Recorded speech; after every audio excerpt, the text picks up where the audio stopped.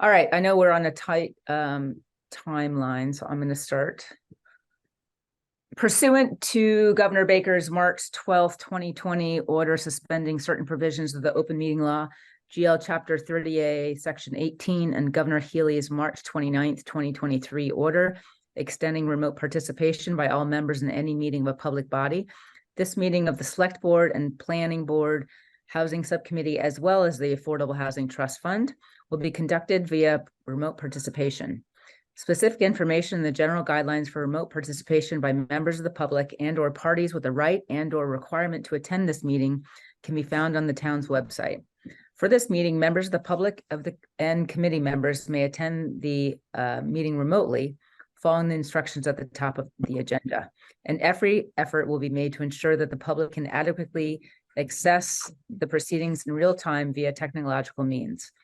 Pursuant to MGL 7C 30A Section 20F, after notifying the chair of the public body, any person may make a video or audio recording of an open session of a meeting of a public body or may transmit the meeting through any medium.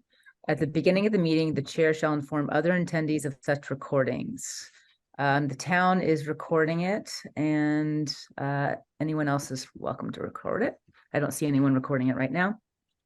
Any member of the public wishing to speak at the meeting must receive permission of the chair. The listings of agenda items are those reasonably anticipated by the chair, which may be discussed at the meeting. Not all items listed may in fact be discussed, and other items not listed may be brought up for discussion to the extent permitted by law. So we'll do roll call. I'll take the roll call of the Housing Subcommittee, and then Fred, if you want to do the Affordable Housing Trust. Malcolm. Here. Jeremy. Here. Garfield. Here. And I am present. So we are all present. This meeting is a joint meeting with the Affordable Housing Trust. So we'll do a roll call for the Affordable Housing Trust. Bill Cook says here. Here. Joseph Method. Here. And Ananda's here. Yeah, I'm letting her know. Garfield Reed, you're dual registered here, so we're going to count you. I'm here. He's here. Ananda, please tell us you're present. I'm present. Thank you. And Fred Clark. So we have 5 members from the Affordable Housing Trust. We really appreciate you inviting us and meeting with all of us tonight. We've been looking forward to this. We've been following the work that you've been doing. I've been logging in frequently. And I think it's been great effort. Great. Well, thank you. We'll just do a couple housekeeping things, if you don't mind, and then we'll get right into it. The approval of the September 27th minutes of the Housing Subcommittee. Do I have a motion to accept it, or? So moved. Second. Okay. To any changes or amendments? Discussion? Okay, to approve it. Malcolm? Yes. Jeremy? Jeremy, this is to approve the minutes. Sorry, I couldn't unmute. Oh, no problem. Garfield? Yes. And I'm yes. Okay, so we have the approval of the September 27th minutes. As always, thank you, Malcolm. You're very appreciated for taking them, because I certainly couldn't. So great. So just to kind of give a brief overview, we have a hard stop at 6:30, so we're not going to get too much in the weeds, but we did want to, hopefully this will be the beginning of many conversations with the two committees, because obviously we have a lot of commonalities, and we are both very, very busy in terms of trying to do what we can to address the housing crisis. So I'm going to open up to the Housing Subcommittee first, just any general announcements, and then we can do that for the Affordable Housing Trust Fund. Malcolm, do you have anything to begin with before we get into the agenda? Well, I mean, the only thing I would like to say is congratulations, Lee.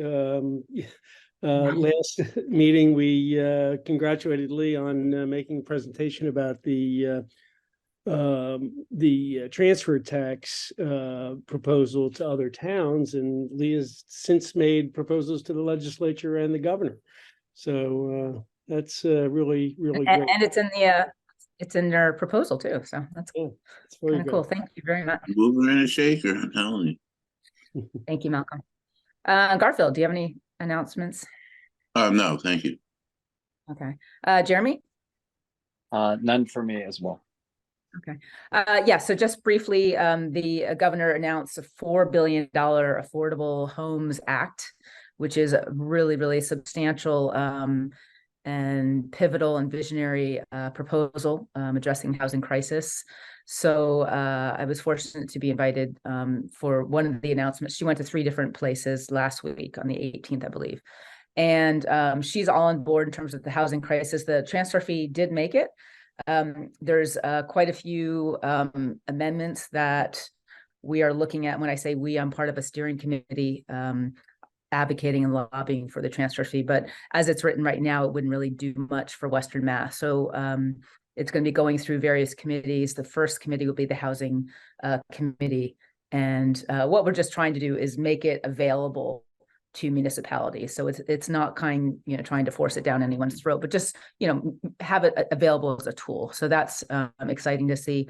The other thing that did make it was the exemption, the property exemption, real estate exemption for owners of housing that rent it to affordable housing renters.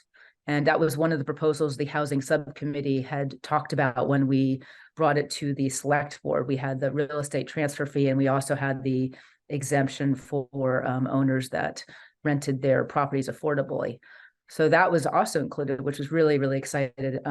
That's not really fleshed out, but it's something that I think would be another tool that municipalities, especially in Western Mass, could use.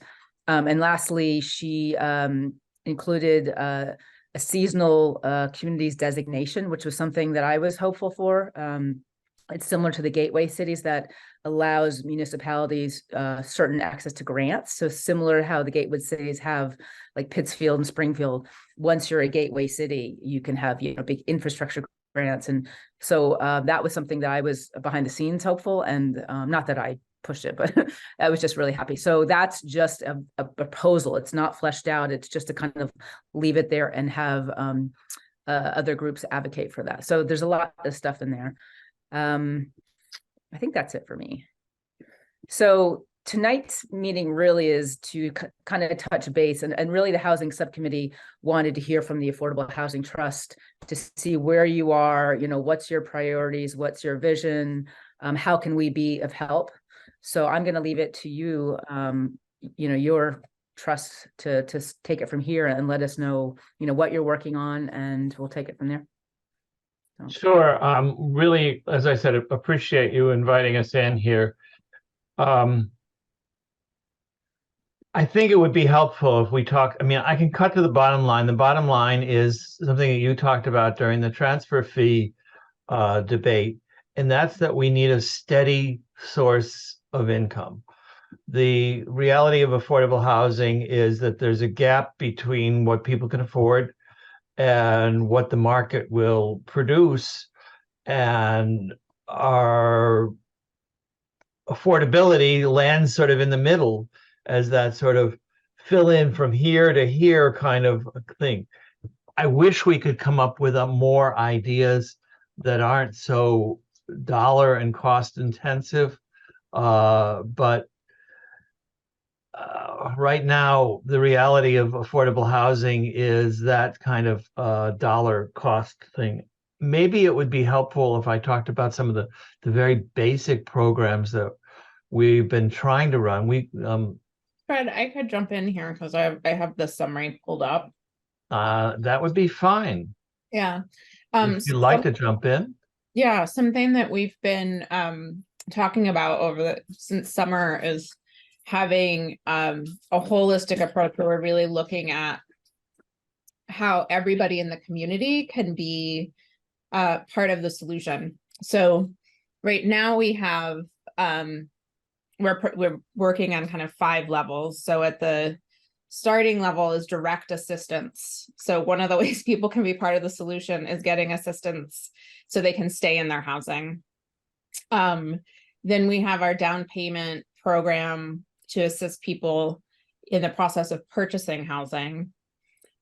What we're working on right now and hoping to launch soon is an accessory dwelling unit pilot project that would offer grant loans that turn into grants, essentially, for residents of the town who might be financially, things are tight for them with the cost of living in Great Barrington, to be able to put an accessory unit on their property and have their financial situation secured by that additional income and add units. And then we just formalized what we've been doing for some time, where we make grants to larger organizations working on larger housing. So we just released that RFP, and that will accept applications on a rolling basis. And then the last area is something the trust has been doing since the beginning, and Fred and Bill are best situated to really talk about it, but acquiring properties at a below market cost and then finding the partner to turn them over into housing. And so everything we're doing on the housing end has a restriction on it to be affordable, and those restrictions range from 10 to 30 years depending on the situation. To permanent, yeah. So is it by rule that all of the money that you, or anything you do has to have an affordability restriction to it? Yes. Okay, thanks. And we can go lower than 10 years. Yeah, and that's what a question I had about, how many years is enough?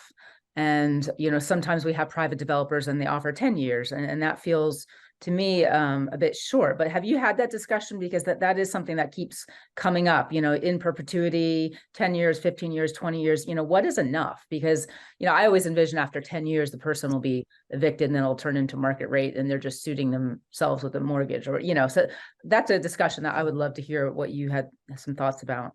I mean, I think that we have a range of thoughts. Yeah, Ananda, why don't you let Bill answer that, please? Well, I was just going to say all of the habitat properties are permanently affordable. Yeah. Mhm. I'm So sorry. yeah.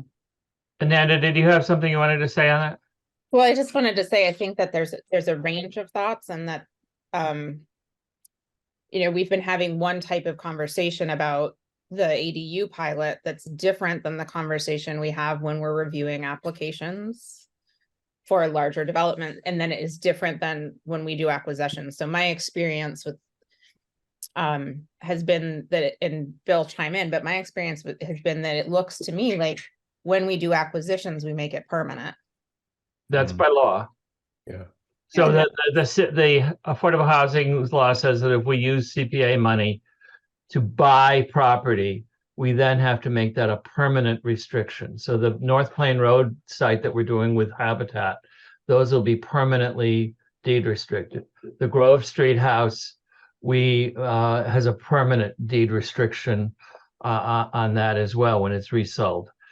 I think that the length of time is a very interesting dynamic, and I think it has a lot to do with how much the grant is and whether any of it is forgivable.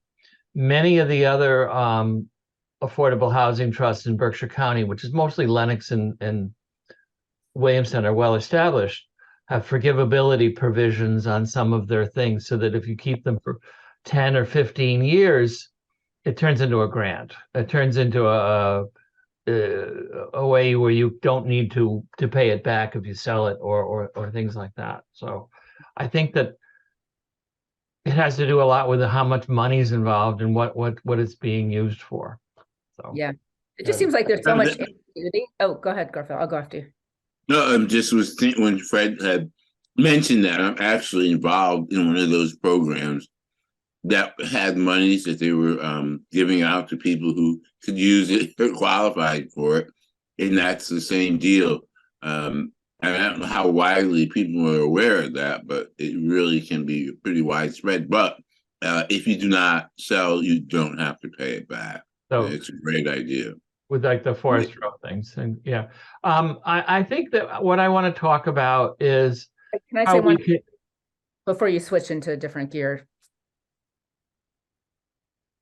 Oh, no, I was gonna, before we get off the topic of in perpetuity or 10 years or 15 years, are you just talking about that, or I just wanted to jump in before we switch to a different No, topic? please go ahead. And I just, I'm conscious of how limited our time is. So I just want to talk about what I think Oh, okay. we should be looking at. So Yeah, I guess I'll put it on kind of like a come back to type thing, is, how long is enough? Because I kind of feel it keeps coming up in the, especially a CPA fund, is when you have a developer and they say, well, we'll, give you 2 new units for 10 years, that, it would be wonderful to have kind of a standard that, this is what, maybe as a housing subcommittee or affordable housing trust, this is what, we expect, rather than sometimes it's 10 years, sometimes it's 12 years, because it feels a bit, a bit too flexible, and it's hard yeah, to. no, I think we've had a few experiences now, either with ones that we funded or haven't funded, either through the CPA or through the Affordable Housing Trust, that we could develop a standard. Is it $100,000 per unit for X number of years? And I think that it would be helpful for the marketplace and for us to have that benchmark, one that we can change or alter depending on the circumstances, but a place to start with. So Yeah. I do think I think that we can put that on the homework page to develop. Right. I think that the real problem, though, is I don't think we're ever going to have enough money to buy our way out of this crisis. And as much as the Affordable Housing Trust is charged with making grants, we got $265,000 from CPA last year, another $175,000 from the town general fund. But when the grants are $150,000 to $200,000, for each, it doesn't go very far. We can make 2 months worth of grants and be out of business for the rest of the year with that kind of a budget. And it's going to be really difficult. And those are the kind of numbers that we're talking about right now, between $100,000 and $150,000 kind of grants to help to develop affordable housing. If there's a way that we can work, I know the CPA always talks about leverage, but if there's a way that we can make the money that we have go farther, I think that that's something that we need to explore. The down payment assistance is a great idea, although we haven't been making grants because people can't find houses. But maybe there's a way that we could, right now we're limited to $25,000 to help people. And it's a loan, we get paid back. Maybe if we put another $25,000 in it, they could use that $25,000 to buy down the mortgage rate and qualify for a house that they might not otherwise be able to pay because of the payments. And I think we have to look at that, how the money can go farther than just making repetitive $150,000, $200,000 grants. I think that the other part of that is we can use this platform both from the subcommittee and the planning board and the Affordable Housing Trust as an education forum to sort of try to tell people about programs that are available that could benefit first-time home buyers, that could keep people in their homes. I don't know if you folks have had a chance to look at our website at all. I'm very proud of it. I shouldn't be proud of it. Bill did most of the work, and I know Joe has helped out some. But if you haven't had a chance to take a look at it, it's really good. And I think that that's a great vehicle that, if we can drive people to that and use that as an information and education forum and a connector for people.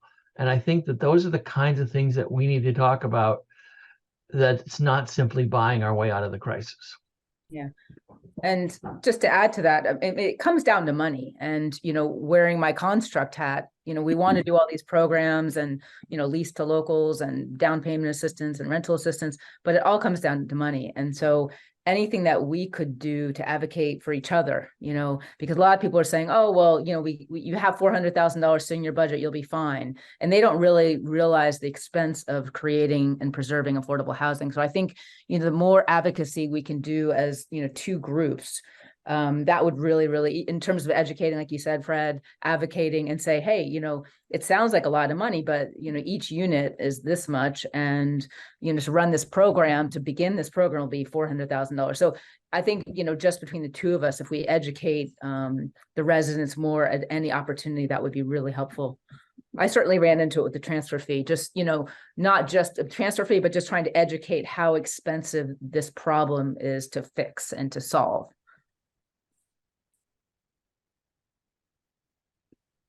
Nothing Amanda, $50 couldn't fix. What's that? I said I it's couldn't hear nothing what you said, $50 Bill. million couldn't fix. Yeah. Well, and that's another thing I wanted to say is metrics, like how many units are we short? So I think in Western Mass, they're saying we're about, 15,000 units. I don't know, there's a stat that I read, or 11,000 units in Western Mass that we're short in terms of affordable housing units. But, how much, if we had 100 workforce units built, is that enough?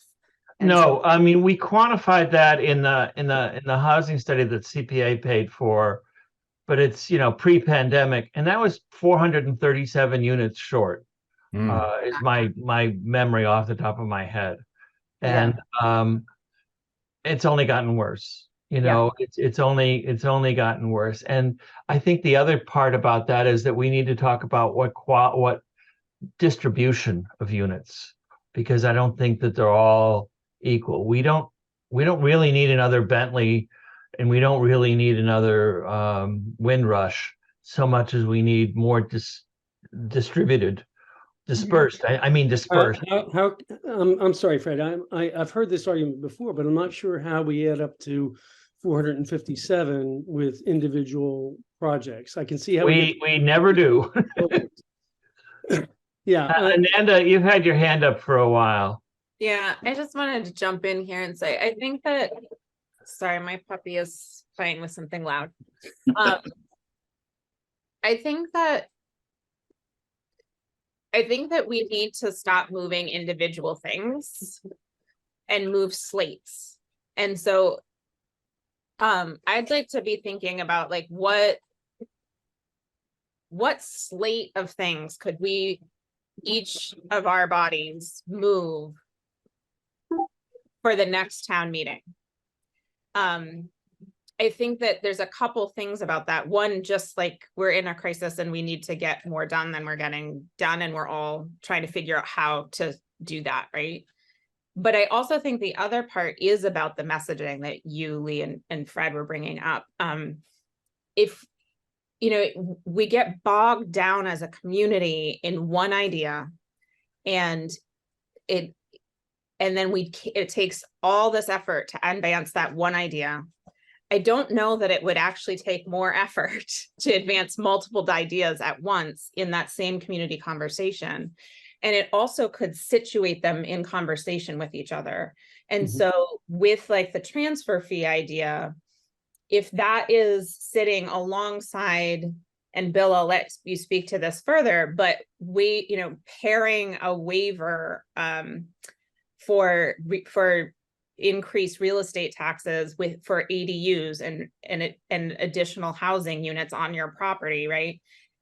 We can start to message to the whole community that this is something that we all get to be part of solving. And some of us the way we can be part of solving it is putting money on the table because we have it. But some of us can't be part of solving by putting money on the table with more real estate property taxes. So, but we can be part of solving it by,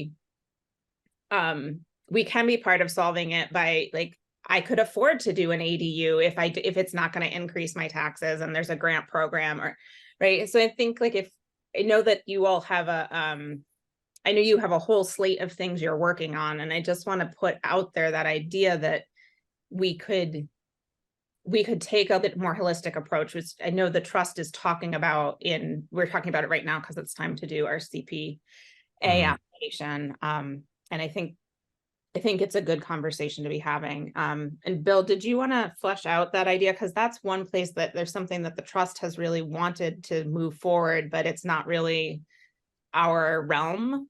Yeah, tax exemption for affordable rental. Yeah. I mean, I think that's a great idea. Not something the trust can really do, but I think the joint select board housing or planning could have an impact on that. Well, that's a good example right there, Bill, is that we, as a housing subcommittee, we put both those proposals together, if you remember. So we brought the two of them together to the board, and because the transfer fee just, took so long, we weren't even able to get to the other one. But what I did run into even bringing that up was it's going to take money out of the budget. So all these people that come up wanting their exemptions, number one, we don't know how much that's going to cost the town. So we don't know how many people are already renting affordably. Are they going to want, now money for it? So that could be $100,000, that could get $200,000. So we don't have any idea how much that's actually going to cost the town. And then, ultimately, where's that money going to come from? It's going to come from taxpayers. So, we did the right thing with saying, okay, well, we want a transfer fee and we want to fund this program, the two of them. But again, like you said, you get so tied up in this, fee or tax, or, is it for millionaires or whatever? And people don't really, they're not able to connect the fact that we need money to do this. And that's where the messaging comes from, because people get so stuck on, it's going to come from poor people or rich people or anyone, or, Well, I mean, we need money to do this, but it's also that people can't add ADUs if they can't afford the property tax. And that's a little bit different type of conversation than we're going to lose money. It's money you're never going to get if people won't go there because of the property tax. For that one, instead of framing it as a property tax exemption, can't that be framed as a like a stay on reappraisal, basically? Just saying like tell the appraiser not to increase the value of the house. It's like the houses up on North Plain Road will have to be assessed at their affordable price. Yeah. And so if you're not getting the income you could, I don't know, seems like you could be assessed at a slightly lower value. But I think we're talking about more, I think we're interested in more of a subsidy, where it's just saying the town isn't losing money per se. They're only losing potential money on, you made your house bigger, you added the ADU unit, like more habitable space, and you just tell the assessor, ignore that. Yeah, that's not money taken away from the budget. It's just not exactly value of the house. And part of why it's not money taken away from the budget is because there are units that will not be added because the property value will go up. I mean, I do think that that's possible to do, to defer or eliminate any property value increases under certain circumstances. One of the things, make it narrow, so it really applies to ADUs on properties where the main homeowner. It has to be deferred, yeah. One of the things, I mean, we've said it all comes down to money, but on the other hand, there's also an outreach part of it that needs to be done. I know the planning board, several years ago, we recommended the town meeting passed a bylaw change that allowed ADUs by right. And we thought this would, open up a floodgate of ADUs, because now you don't have to go through all the red tape, and it doesn't cost you money to come before the planning board and all that kind of stuff.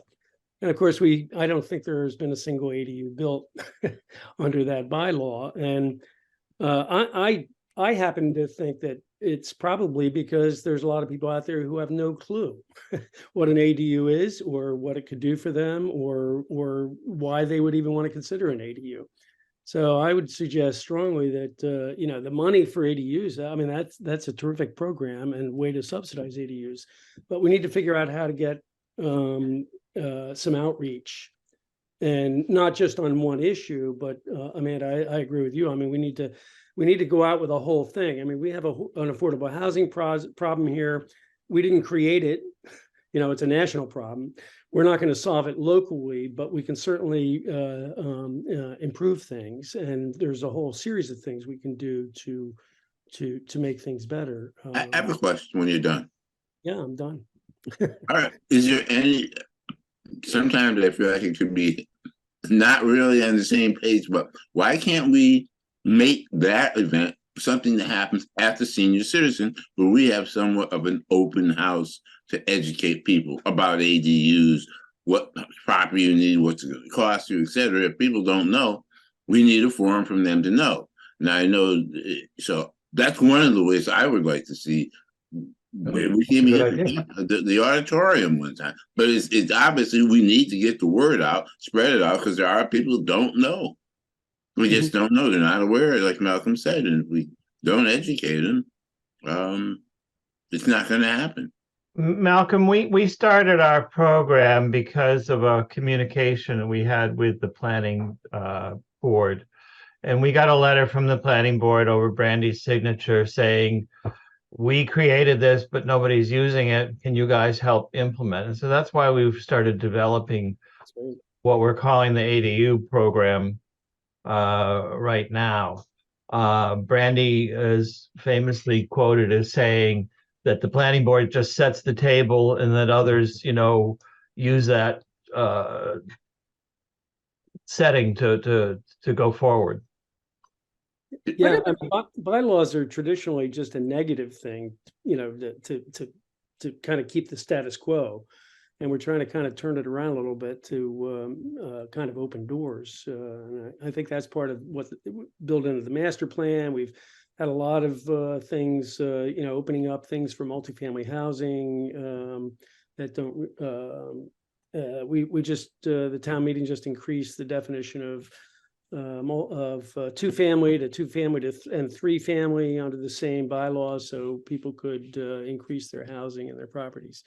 But I don't think people really understand what any of those things mean. Yeah. One thing I keep running into with the ADUs is, you know, it comes down to, do you want to be a landlord? And, you know, what's the liability in being a landlord? Because there's, you know, it's a tenant friendly state, and renters have a lot of power here and a lot of protection, which is good, but also can be hard and can be scary. So, you know, I keep running into that, you know, well, what happens if, you know, who's, you know, if I can't get them out, or, you know, who's going to help me? Or, so I think, you know, that might be one of the basic things is addressing the fear of being a landlord, because, you know, if you have someone living in your backyard, or, you know, attached to your garage or wherever the ADU is, you know, I think that's one of the basic fears, and also the cost. So I had a friend that was interested, and then when she heard about the pad and the utilities and the infrastructure and the then it was like, oh, no. And so it quickly, you know, kind of spiraled into no. So, you know, I would look at, you know, addressing the fear about, you know, the tenant rights. And, you know, if something were to go wrong, or, you know, what are the rights of a landlord? What are the rights of the tenant? And start from there. Because put it in the shopper's guide. Take out a big page ad and tell people what it is. I mean, that's there's a lot of rights. Yeah, tenant has a lot of rights. 2,000 people or more. Yeah, I mean, it's very hard to, I mean, Bill, you might know more about this, but I mean, it's quite hard to evict someone, and, you know, if they stop paying utilities, it can cost a landlord lots of money. So it is tough being a landlord with a single property. I mean, it often doesn't work out economically. I mean, yeah, I think the idea that the barrier was how difficult the process was. I mean, I think it's good to clean that up, but I would say in this market right now, the barrier is like, why would I do this? And the cost. And so you have a mix match. The people who have a clear why are the people without the money to do it. Mhm. And so that's why our program is targeted. It's part of why our program's targeted the way it is. Like the incentive, the strong motivation that like is going to come from, this is going to be worth it because it's going to make my life more stable. And it's, you know, there are a lot of people who live in Great Barrington, and the only way we can do so is by like having a creative thought process around how am I going to afford it. So that's, you know, trying to tap into that. And I don't know that, you know, I think that I just don't know that you're going to move the needle on for other folks who are okay and don't need that headache. Which doesn't mean that I don't think it's valuable. Like, I think that anybody who is a landlord would benefit from having access to best practice and more information and support and all of that. And I think that's a great idea. I just don't think it's a strategy that is going to move the needle on. It might be something to couple with other things we do. Yeah. I did mean Pass it to you, Joe. I see you have your hand up. Yeah, so just because kind of tying into some of these points, something that I've thought about before is trying to do an inventory of all the affordable housing, but going beyond that to an inventory of all of the affordable housing opportunities in the town. So, you know, it's like one is like abandoned buildings or rundown buildings. But also there could be like a push aspect to it where you say like, hey, you've got this big backyard, like, you know, just like the contractor identifies from Google Maps that somebody has this big backyard, and we actually have a push message, is like a letter from the town, which is just like, you know, we just noticed that, and here's how the ways that the town would help you if you wanted to turn that into an ADU. So it'd be like an education piece where it's like a push to every person who has the physical ability, like the actual amount of space to have an ADU, to say like, you know, here's the startup guide for turning your property into an ADU. Anyway, that'd be really cool. And I just think you would have to find a good contractor to actually implement that, or maybe the town or whatever. But So a couple things that I've been talking to Chris about, and we've talked about briefly. One is trying to use the abandoned building program that the Attorney General has. I know Construct did one in Beckett, and he's identified, we talked about at least 3 different addresses in Great Barrington that might be something. That's probably a project that we wouldn't do directly, but someone like Construct or CDC or would get involved in that program. It's a little less cumbersome than taking a property for taxes, which is a very, very long process if they haven't paid their bills. What was the other thing? So there's also 1 or 2 parcels of land that is probably in the pipeline, that is probably a very, very long lead time item, several years, but could be a potential development site on a bus route. So we're sort of keeping that in the mix along with everything else going forward. So that's great. I just had a question, Fred.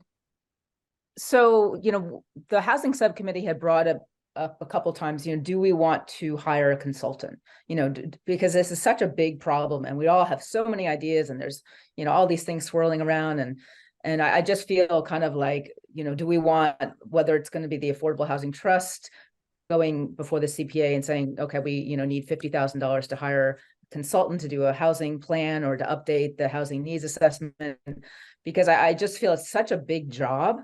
And, you know, we're doing the best we can. You guys are doing the best we can, but we're kind of like, and I really, you know, to Ananda's point, I really feel like we need to kind of get it together and have a plan, because with all these piecemeal things, it's very easy to shoot down each individual initiative.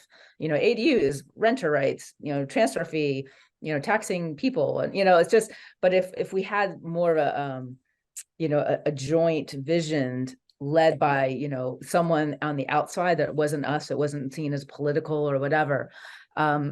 How do you guys feel about that? And is that something you had discussed as a group to ask for, you know, money for that? Or is that something the housing subcommittee should put forward? Or Amanda? I mean, my personal feeling. Sorry. You're muted. Sorry. I didn't mean to do that. Trying to save you guys from the puppy. My My personal feeling is that we have limited resources, and I'm not in favor of spending the ones that we have at the Affordable Housing Trust on consultants. I don't think that, I mean, I kind of agree. I think but I think that we have to be very careful about I was what we're asking for, and I think we have to be That's what I was really, saying. unless we really understand and know what we're asking for. So Yeah. I mean, my instinct is the opposite. I think it's a good idea. What's that, Joe? To hire someone? Yeah, I think it's a good idea to hire someone, especially like for what I was talking about, like a needs assessment and an inventory. And yeah, I mean, I think it could be done in a way that would turn into leverage. I mean, We afford to do that and still have money. Yeah. I mean, depends on we how can much it spend costs. it. Yeah, I mean, it was done in 2019. It came out in 2020, you know, before the pandemic. So a lot has changed. so this is also, it came out 3 years ago and it is out of date. Yeah. So my concern is like, where is it really going to get us? Like, we get some updated data that is out of date very quickly, and I don't know that it will actually help advance anything politically. I agree.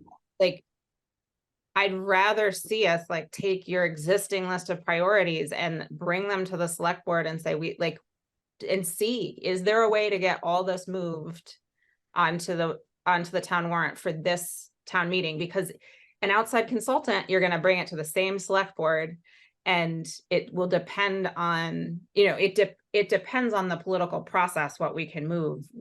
I think if we're looking for data, Berkshire Regional Planning has a lot of data. The Realtors Association has a lot of data.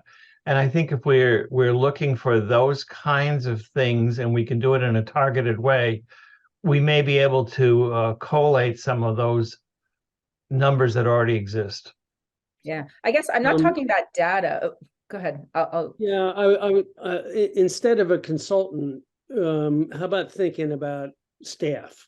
Because a lot of the things that we talk about need constant looking after. I mean, if somebody's going to monitor, you know, properties or houses that are derelict or houses that might be coming on the market, you know, two groups of volunteers. I mean, we just, I mean, we're volunteers. I mean, we have other lives, you know, so would there be a role for, you know, a housing staff person who could then, you know, take over the education, the outreach, you know, make sure all the T's are crossed and I's are dotted.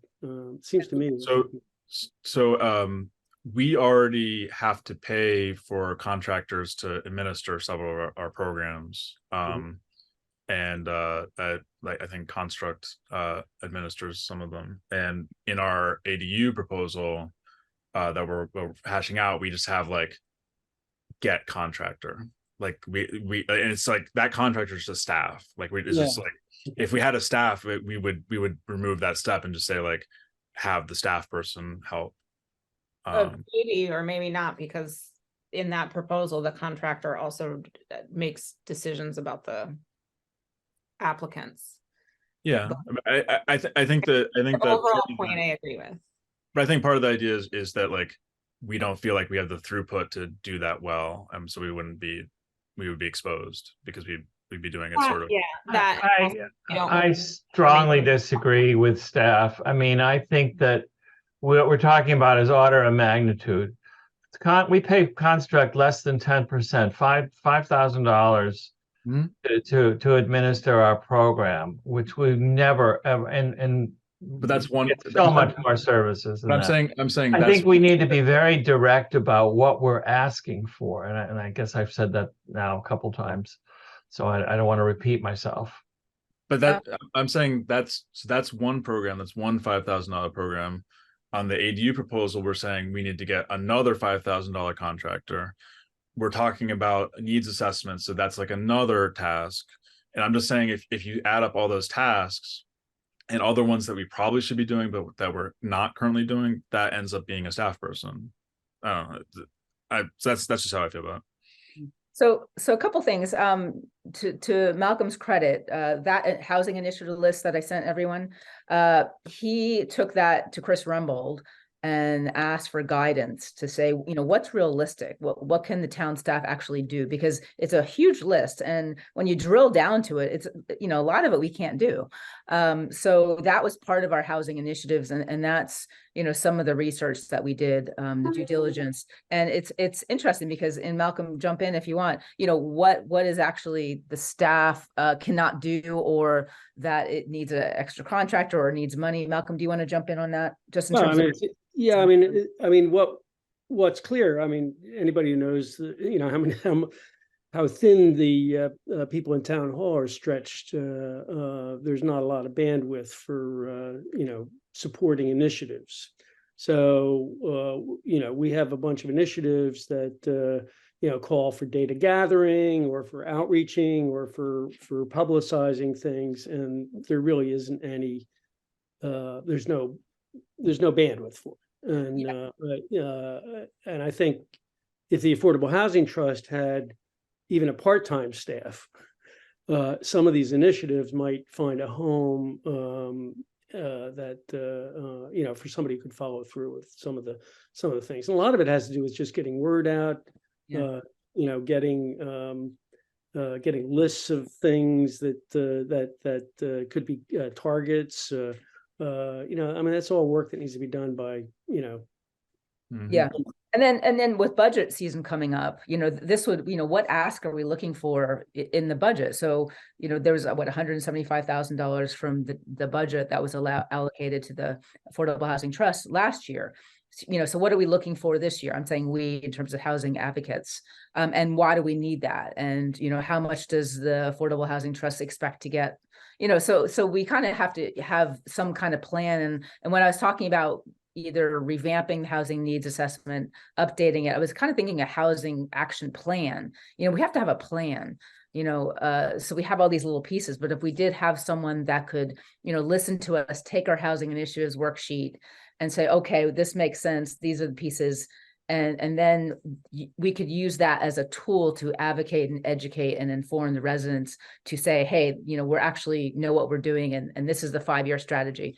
So that's what I was really talking about, having some kind of action plan and hiring someone to do a very definitive, focused plan that we can then advocate for our housing needs. I just have a question because I really don't know the answer. Is there any way that we all can decide on what the core or what we want? And isn't Ellen Lahr the public person for this town? Can't we give her a list? Not telling her to meet out and figure out what it is. We should figure out what it is and have it done through the town, where she does do the publication for the town, does she not? She's the PR, but what would you want her to do? I'd want her to put out the information that we have gathered and decide this is what we want to use, and this is how we're going to educate the folks. Here's a note, here's a letter, here's how this works. So you think the PR person could take the lead in getting the word out, basically? Right. When we've asked about it, it's been referred back to us that once we have materials, she can push them out, but we need to do the materials. That's what I'm saying. Well, we can do the material and have her push them out, right? That was my suggestion. But First step is to get those materials. Jeremy, I wanted to ask you, because we've had conversations around this, the question is like, is staff part of the solution? I feel like you've talked about a different set of things that staff might be able to facilitate beyond what's come up tonight. Well, I think like some of the things that have come up tonight, I mean, staff is actively doing anyway, and there's things on that list that staff are doing. I mean, I don't know. Yeah, if they're going to be able to take on new things. I'm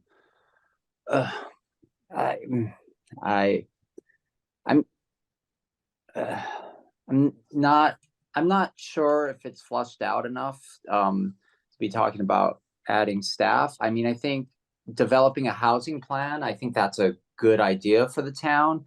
I don't think it should come out of the trust, because I think a housing plan is not just affordable. I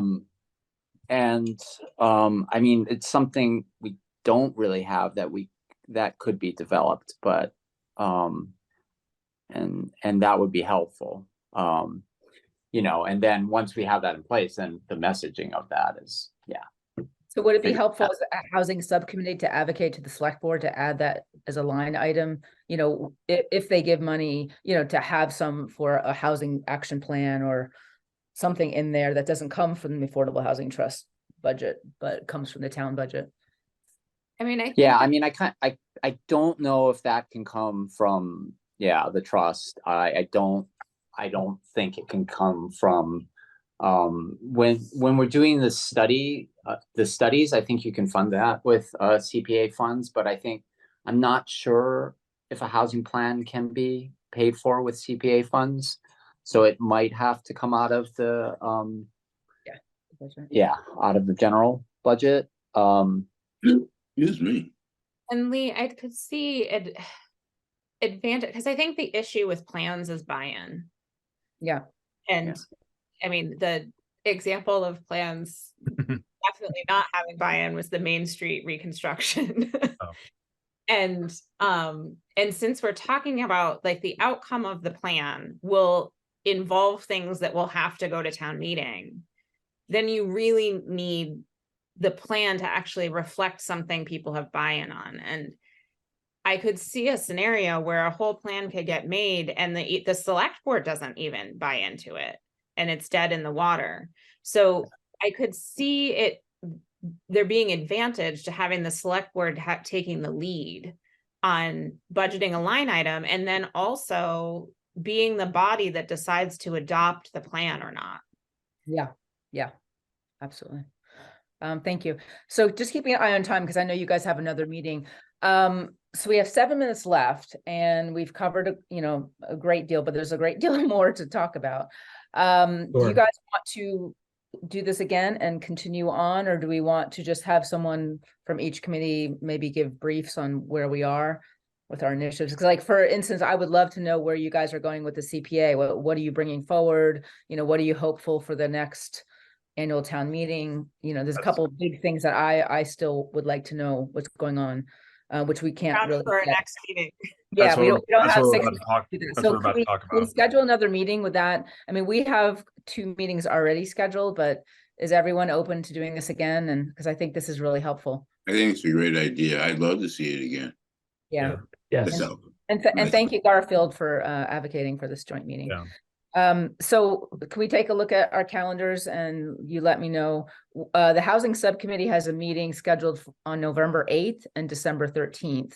We could open that up to joint meetings if any of those, actually, November 8th, we have a guest, but December 13th, if you guys are. And November 8th is, I think it's a little too busy for our group.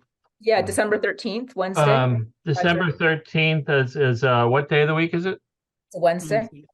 What time do your meetings start? 5:30. This same time. You can be flexible though. Yeah, we can be flexible. It's like a very challenging time for me to be in front of a computer by 5:30. So if it's not a huge inconvenience to push it even half an hour, that would help. Sure. Or even if you could do your housekeeping and we could join at 6 maybe? I Okay. don't know. That works great. Does that, So that's I a mean, good I don't idea. know if Yeah. I like that because then we can do our thing and then you guys join us at 6.